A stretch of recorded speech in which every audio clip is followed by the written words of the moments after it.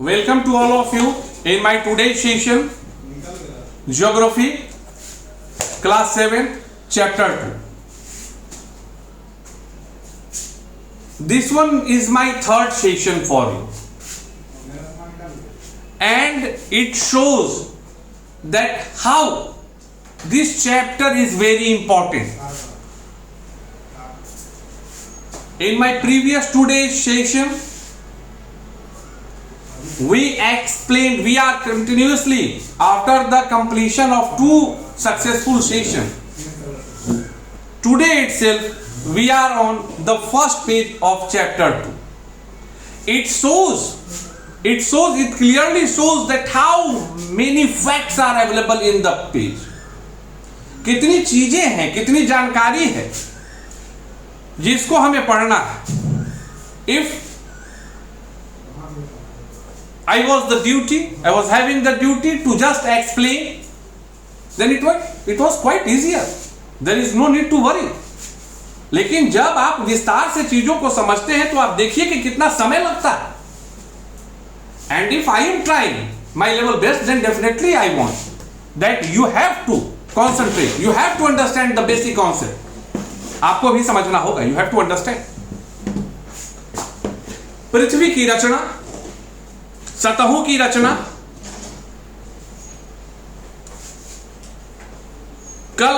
Yesterday we discussed about the surface of the earth, none other than crust, none other than lithosphere, जो मैंने आपको कल बताया था. Today we are going to move toward the next structure of the earth, which is none other than mantle. आज हम लोग किस चीज पर चर्चा करेंगे? मेंटल पे. मेंटल को और भी मिडिल लेयर के नाम से जाना जाता है. मेंटल को और भी मिडिल लेयर के नाम से जाना जाता है. मिडिल लेयर मतलब बीच का. Because broadly the earth is classified और divided into 3 segments: crust, mantle and core. Now this one is another thing that again core is divided into 2 types, either outer core, inner core, but basically 3 divisions: crust, mantle and core. याद रखना, crust, mantle and core. यही 3 मूलभूत बनावट हैं जिस पर हम लोगों को पृथ्वी की संरचना के बारे में समझना. We have to understand. कल हम लोग जब चर्चा किए तो हम लोग चर्चा क्या किए? इन क्रस्ट सेगमेंट. भाई जो कॉन्टिनेंटल क्रस्ट है उसको और हम लोग सियाल के नाम से जानते हैं, सिलिका एंड एल्यूमिनियम. और जो ओशियनिक क्रस्ट है उसको हम लोग सीमा, सिलिका एंड मैग्नीशियम के नाम से जानते हैं. सही बात है, कल चर्चा हुई थी, याद रहेगा. सियाल एंड सीमा. ऊपर जो है वो सियाल है, नीचे जो है समुद्र और महासागर में वो सीमा. अब हम लोग मेंटल के विषय में पढ़ें. मूलतः इस चीज को समझ लेना है कि क्रस्ट के नीचे, जैसे if this one is the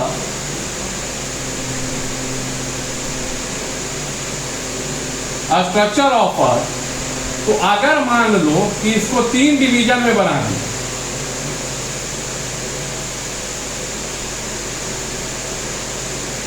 इसको कोर कर दो, इसको मेंटल कर दो और इसको क्रस्ट कर दो.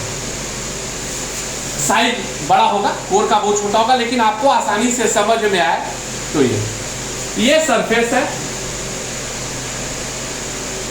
सरफेस का जो रेंज है वो क्रस्ट है. क्रस्ट से नीचे मेंटल है और मेंटल के नीचे कोर. कन्फर्म. अब जो पानी के अंदर है वो सीमा सेगमेंट, जो पानी के ऊपर है कॉन्टिनेंटल है, वो सियाल सेगमेंट. चीजें आपको याद रखनी. अब सवाल आता है कि आप बिल्कुल अच्छा बता रहे हैं, I am explaining very well, कि mantle is the layer or is the region inside the earth in between core and crust. यही तो इसकी परिभाषा भी होगी। एक अच्छा लाइन यह भी तो लिखा जा सकता है कि the mental is an intermediate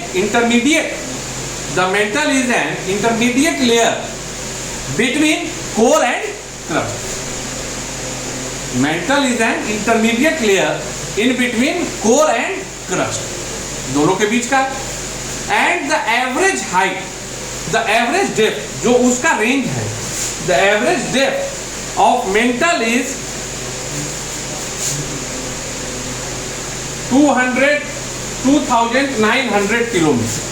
जैसे उसमें आप 35 से 50 कॉन्टिनेंटल, 5 से 10 ओशियनिक क्रस्ट, उसी तरह से जो मेंटल का अंदर गहराई है, जो सीमा है, जो डेप्थ है, वो अप्रोक्स 2900 किलोमीटर के रेंज को माना जाता है कि क्रस्ट के नीचे 2900 किलोमीटर के क्षेत्र में जो फैला हुआ है, that will be classified into mental, that will be classified into mental।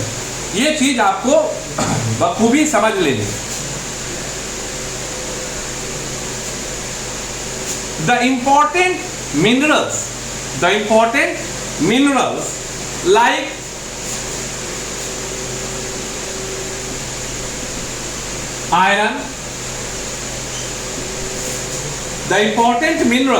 like iron, silicon, magnesium,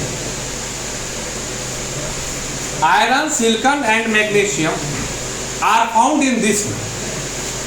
यही द्रवित अवस्था में वहां है मेंटल।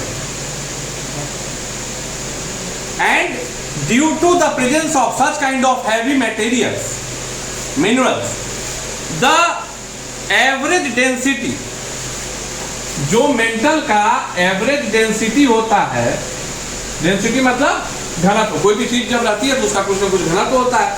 द एवरेज डेंसिटी वो होता है 3.5 ग्राम टू 5.5 ग्राम पर घन metre. The average density of the mental region items or things is 3.5 gram to 5.5 gram per cubic centimeter। ये चीज जो है आपको समझ लो। The important thing that I am clearly trying to say that the things, the minerals, whatever present in the mental area is in liquid state। It means what? भाई लोहा है ना, लोहा मान लो, यही लोहा, ये लिक्विड में है क्या धरती पे? नहीं है ना। लोहा लिक्विड में है? नहीं है। मतलब one again the important point is what? That the temperature in the mental region is very high, and due to having high temperature the minerals are present in the liquid state। Mental क्षेत्र में तापमान काफी ज्यादा होता है, जिसके कारण जो वहां वस्तुएं होती हैं वो द्रवित अवस्था में होती हैं, लिक्विड स्टेट में। Molten rocks